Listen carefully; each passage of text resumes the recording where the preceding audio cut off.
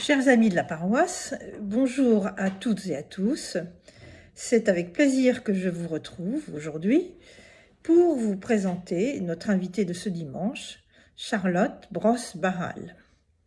Charlotte est actuellement étudiante en master de théologie à l'IPT à Paris et se destine à être pasteur. Avant cet engagement, elle a exercé le métier de journaliste, notamment dans le domaine de la jeunesse, et elle a entre autres travaillé avec les éclaireurs et éclaireuses unionistes. Charlotte habite en ce moment à Gap, où elle est encore un peu confinée, avec son mari et ses 3 jeunes enfants. C'est là-bas, dans le sud, qu'elle a enregistré ce culte. Merci Charlotte pour cette parole que tu nous envoies et qui va nous permettre de vivre tous ensemble, les uns avec les autres, ce moment de communion avec Dieu. Merci également à nos amis de la paroisse qui ont participé à l'élaboration de ce culte, Marion Récapet, Johan et Moïra Verger. Charlotte, nous t'écoutons. Chers frères et sœurs, qui que vous soyez, où que vous vous trouviez, à Saint-Cloud ou ailleurs, soyez les bienvenus dans ce temps de culte que je suis très heureuse de célébrer avec vous. La grâce et la paix nous sont données de la part de Dieu notre Père et de Jésus-Christ notre Seigneur. Père, c'est à ton invitation que nous avons répondu aujourd'hui. C'est en ton nom que nous sommes rassemblés. Fais de nous ton Église, et que ce culte soit témoignage de ton grand amour. Amen. Et c'est Marion qui nous conduit dans la louange avec les mots du psalmiste. Nous prions avec les mots du psaume 27 de David. Le Seigneur est ma lumière et mon salut. De qui aurais-je peur? Le Seigneur est la forteresse de ma vie. Qui pourrait m'effrayer? Quand les mauvais s'approchent de moi pour me dévorer, mes adversaires et mes ennemis, ce sont eux qui trébuchent et qui tombent.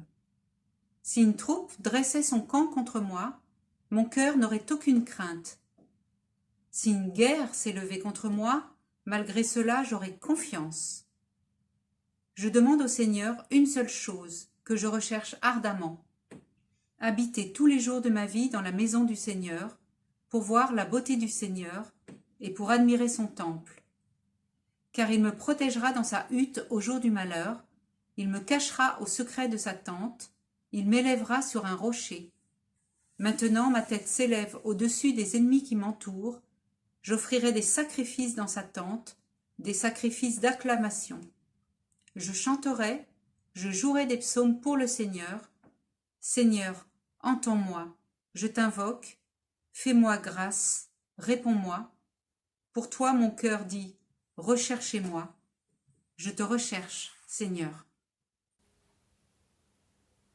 Dans l'assurance du grand amour de Dieu pour chacune et chacun d'entre nous, nous pouvons lui confier toutes nos faiblesses. Père, souvent nous oublions d'aimer. Nous oublions que tu es le Père de notre prochain et qu'en nous détournant de lui, c'est de toi que nous nous détournons. Nous oublions que toi seul es Dieu et nous nous laissons berner par des illusions. Notre foi vacille et nous ne sommes plus capables de nous engager dans tes voies. Accorde-nous notre pardon et redresse-nous, afin que nous soyons des témoins fidèles de ton amour. Nous te le demandons au nom de Jésus-Christ. Amen.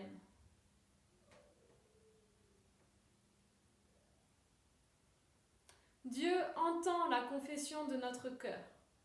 Par Jésus-Christ, nos faiblesses nous sont pardonnées. Par le Saint-Esprit, la puissance de vie nouvelle nous est accordée. Et nous chantons notre reconnaissance avec le cantique 4508, « Tu m'as aimé, Seigneur ».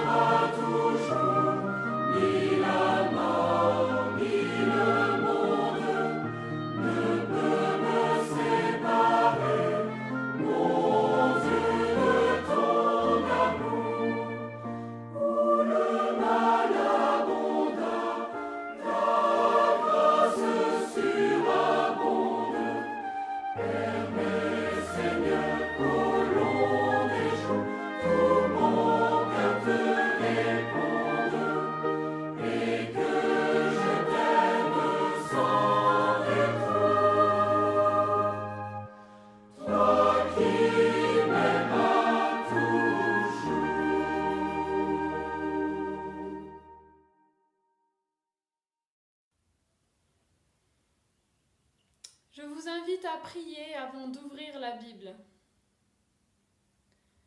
Notre Père, ta parole est animée de ton amour paternel envers nous.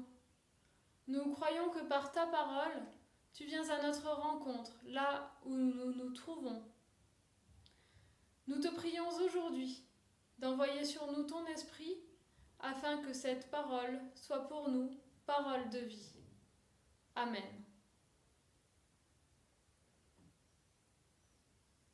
Et nous écoutons le texte du jour qui sera lu par Marion.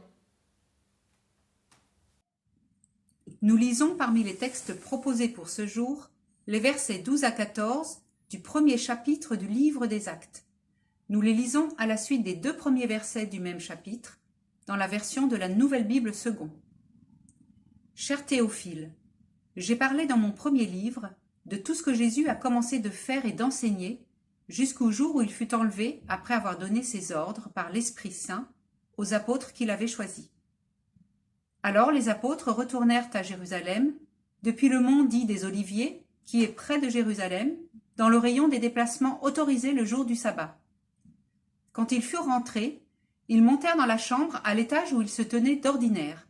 Il y avait Pierre, Jean, Jacques et André, Philippe et Thomas, Barthélemy et Matthieu, Jacques, fils d'Alphée, Simon le Zélote et Judas, fils de Jacques, tous d'un commun accord, étaient assidus à la prière avec des femmes, Marie, mère de Jésus, et les frères de celui-ci.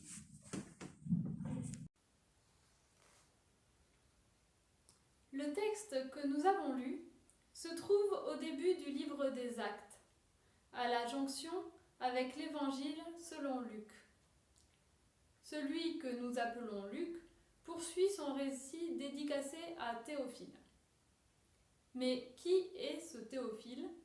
Nous n'en savons rien, si ce n'est qu'il avait déjà reçu des enseignements chrétiens que l'Évangile de Luc et le livre des Actes cherchent à conforter. 2 millénaires plus tard, Théophile, c'est vous, c'est moi, nous tous qui avons reçu un enseignement chrétien, mais qui doutons parfois de la bonne nouvelle qui nous a été annoncée. Le livre des Actes rompt avec un avant. Luc le rappelle, tout ce que Jésus a commencé de faire et d'enseigner jusqu'au jour où il fut enlevé, tout cela a été consigné dans le premier livre. À présent, les apôtres sont seuls. Ce sont eux les principaux protagonistes de ce second livre qui consigne leurs actes. Au seuil de ce livre, les apôtres se trouvent dans un temps entre deux, dans lequel Jésus, mort et ressuscité, a déjà été enlevé et dans lequel la Pentecôte, la venue de l'Esprit Saint sur les apôtres, n'a pas encore eu lieu. Notre texte du jour nous invite à explorer ce temps confiné entre un déjà et un pas encore. C'est aujourd'hui qui ne ressemble ni à hier ni à demain. La bonne nouvelle nous rejoint, que nous nous trouvions à Saint-Cloud ou ailleurs, dans ce temps particulier que nous vivons en suspens entre confinement et déconfinement, et plus fondamentalement entre notre monde familier que le Covid-19 a mis sans dessus-dessous et ce monde d'après que chacune et chacun tente d'imaginer, de prévoir, d'influencer ou seulement d'entreapercevoir. Mais pour l'heure, nous ne pouvons vivre qu'au présent, ce temps du déconfinement. Un mot quelque peu trompeur, puisque nos allées et venues sont toujours restreintes à un certain périmètre et que nous devons limiter nos interactions sociales, rester à distance de nos proches. Les deux mots s'accordent mal. Aimer son prochain comme soi-même, dans ce temps singulier, c'est l'aimer de loin, dans le respect des gestes barrières. Nous sommes encore, pour un temps, invités à limiter notre vie au maximum à l'enceinte de notre foyer. En français, le terme foyer désigne originellement l'âtre, qui accueille le feu autour duquel on se retrouve et on se réchauffe. Par métonymie, le terme désigne aujourd'hui la demeure familiale ou la famille elle-même. Le terme a à voir avec le familier et il jouit d'une connotation positive. Dans notre texte, les disciples, après que Jésus a été enlevé, retournent à Jérusalem. Ils y rentrent. Ils montent dans la chambre à l'étage où ils se tenaient d'ordinaire. Dans ce temps en suspens, privés de leurs maîtres et amis, réduits au nombre de 11 après la trahison d'un des leurs, les disciples se réfugient dans un lieu familier avec le noyau dur de leur communauté. Dans leur désarroi, ils ont de la chance, car ce foyer qu'ils se choisissent se trouve, je cite, dans le rayon des déplacements autorisés le jour du sabbat, c'est-à-dire à un peu moins d'1 kilomètre du mont des Oliviers où ils se trouvaient. Là encore, l'évangéliste semble nous adresser un clin d'œil. Et comme les disciples, beaucoup d'entre nous se posent aujourd'hui cette question. Où se trouve mon véritable foyer ? Est-ce là où j'habite ? En ai-je seulement un ?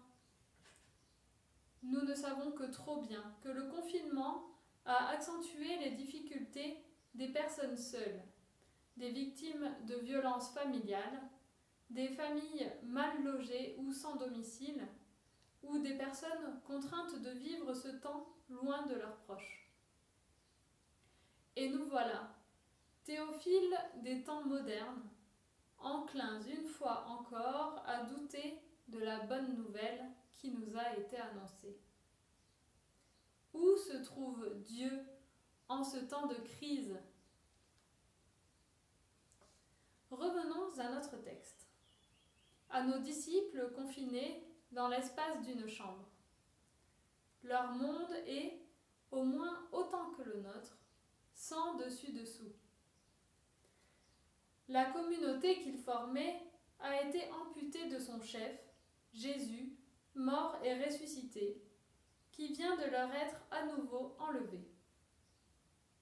Les 12 disciples ne sont plus que 11, après avoir été trahis par l'un des leurs, Judas Iscariote. Il ne reste plus que, je cite, Pierre, Jean, Jacques et André, Philippe et Thomas, Barthélemy et Matthieu, Jacques fils d'Alphée, Simon le Zélote et Judas fils de Jacques. À première vue, on pourrait croire qu'il ne manque à cette liste que la mention du 12e nom, celui de Judas Iscariote, et que cela n'est pas plus mal. Dans la liste des 12 apôtres de chacun des 3 évangiles synoptiques, en effet, le nom de Judas Iscariote est toujours cité en dernier et accompagné de la mention « qui devint traître ». Mais en réalité, notre liste des 12 apôtres moins 1 porte la trace subtile d'un bouleversement très profond. L'ordre d'énumération des noms est chamboulé et les apôtres ne peuvent plus aller par paires. Ceci est particulièrement frappant concernant les premiers noms de la liste, qui séparent les pères de frères, Pierre et André, Jacques et Jean. Ils sont toujours cités ensemble dans les listes des évangiles. Le départ de Judas Iscariote déstabilise le groupe dans son ensemble, à l'échelle collective et individuelle. Le foyer que les 11 ont voulu rejoindre n'existe plus depuis le départ de Jésus et de Judas. Un nouveau livre s'ouvre, qu'il appartient d'écrire à ceux qui restent. En ce temps d'incertitude entre l'Ascension et Pentecôte, les 12 moins 1 ignorent l'avenir. mais ils vivent d'une promesse. Ils attendent, sans savoir encore ce que cela signifie, d'être baptisés dans l'Esprit Saint, selon la parole de Jésus. Ce groupe bancal, confiné dans l'espace d'une chambre dans une maison de Jérusalem, porte déjà en lui le germe de l'Église universelle. Les 11 sont appelés, je cite le verset 6 juste avant notre passage, à être les témoins de Jésus à Jérusalem, dans toute la Judée et en Samarie, et jusqu'aux extrémités de la terre. Nous sommes à notre tour les témoins de l'accomplissement de cette parole. Nous, jusqu'à qui ce texte est parvenu, nous adressant après Théophile une promesse dont nous pouvons vivre. Comme les apôtres, entre l'Ascension et Pentecôte, nous vivons un temps suspendu, un aujourd'hui confiné entre un hier brusquement évanoui et un demain dont les contours nous échappent. Notre condition humaine nous apparaît avec plus d'acuité et nous nous rendons compte que nous ne pouvons finalement vivre qu'au présent la promesse mystérieuse d'un avenir en Dieu. Depuis leur maison de Jérusalem, les apôtres, nous dit le texte, étaient tous d'un commun accord assidus à la prière avec des femmes, Marie, mère de Jésus, et les frères de celui-ci. Il s'agit déjà d'une petite communauté, avec des hommes, des femmes, plusieurs générations rassemblées. Certains manuscrits disent même des femmes et des enfants. Comme la communauté de Jérusalem que nous voyons naître, il nous appartient, à chacune et à chacun, individuellement et collectivement, d'investir notre présent. Avec le psalmiste, il nous appartient de rechercher ardemment à habiter tous les jours de notre vie dans la maison du Seigneur.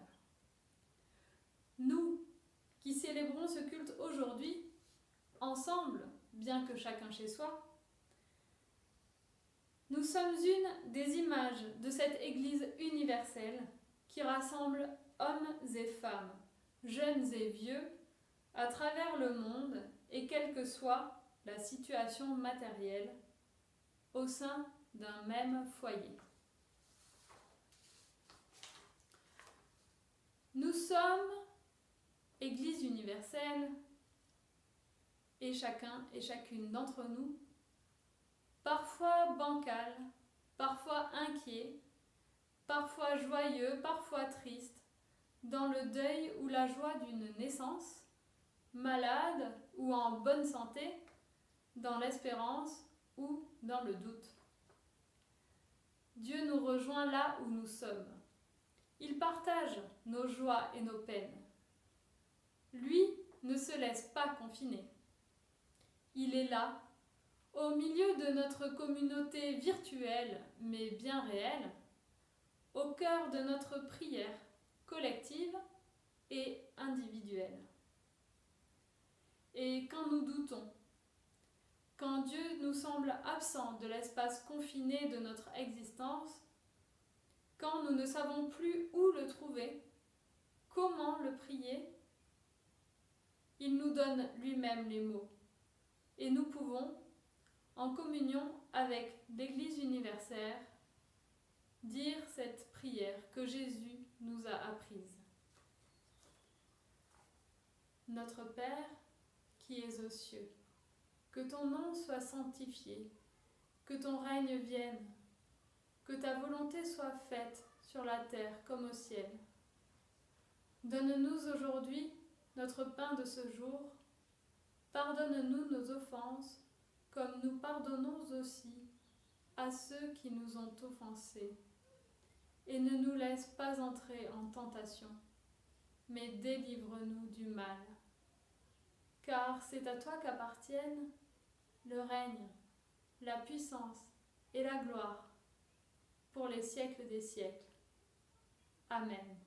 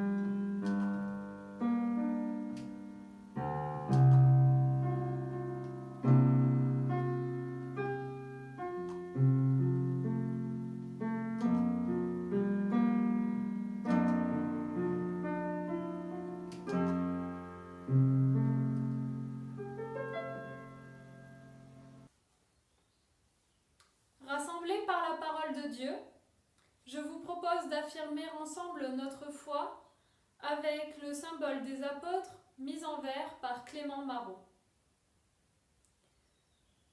Je crois en Dieu, le Père Tout-Puissant, qui créa terre et ciel resplendissants, et en son Fils unique Jésus-Christ, notre Seigneur, conçu du Saint-Esprit et de Marie entière vierge née, dessous Pilate à tort passionné, crucifié, mort, en croix étendu, au tombeau mis, aux enfers descendu, et qui de mort reprit vie au tiers jour, monta là-dessus au céleste séjour. Là, il se sied à la dextre du Père, Père éternel, qui tout peut et tempère. Il doit encore de là venir ici, juger les morts et les vivants aussi. Au Saint-Esprit ma ferme foi est mise. Je crois la sainte et catholique Église, être des saints et des fidèles une. Vraie union, entre eux en tout commune. De nos péchés pleine rémission, et de la chair la résurrection. Finalement, crois la vie éternelle. telle est ma foi, et veut mourir en elle.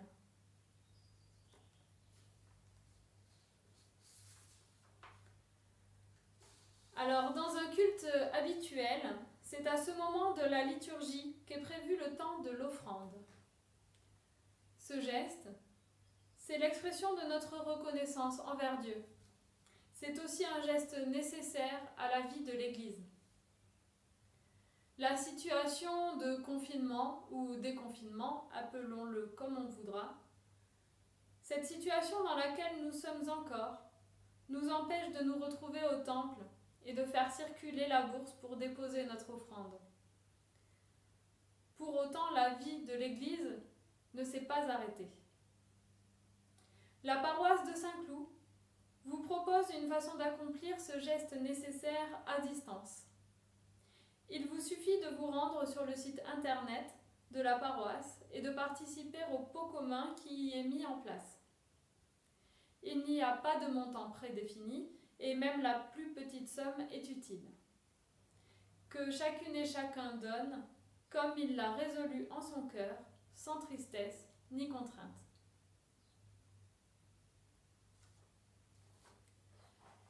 Et nous nous unissons maintenant dans la prière d'intercession qui sera conduite par Johan et Mur. Seigneur notre Dieu, notre Père, toi qui ne te laisses pas confiner, rejoins chacun dans le lieu où il se trouve. En ces temps de pandémie, nous te prions pour les malades, pour les familles inquiètes ou endeuillées. Sois leur réconfort. En ces temps de confinement, nous te prions pour les personnes seules, pour les victimes de violences familiales, pour les familles mal logées ou sans domicile. Sois leur abri. En ces temps de lutte contre la maladie, nous te prions pour le personnel soignant, pour les chercheurs, pour les travailleurs sociaux. Sois leur force. En ces temps incertains, nous te prions pour nos responsables politiques. Sois leur sagesse. En ces temps de distanciation sociale, nous te prions pour ton Église aux multiples visages. Sois son guide. En ces temps inédits, donne-nous de rester les artisans de ta paix et les témoins de ton amour, de venir en aide à ceux qui en ont besoin. Sois notre inspiration. Amen. Amen. Frères et sœurs, soyons chacune et chacun les témoins fidèles de la bonne nouvelle que nous avons reçue. Que notre joie, nos actes et nos paroles disent au monde notre espérance. Recevons maintenant la bénédiction de la part de Dieu. Dieu vous bénit et vous garde. Sa grâce vous devance sur le chemin qui mène à lui. Allez dans la paix du Seigneur. Amen. Et pour finir ce culte, nous chantons d'un même cœur, bien que chacun chez soi, confie à Dieu ta route. Le numéro 4704 dans les recueils Alléluia.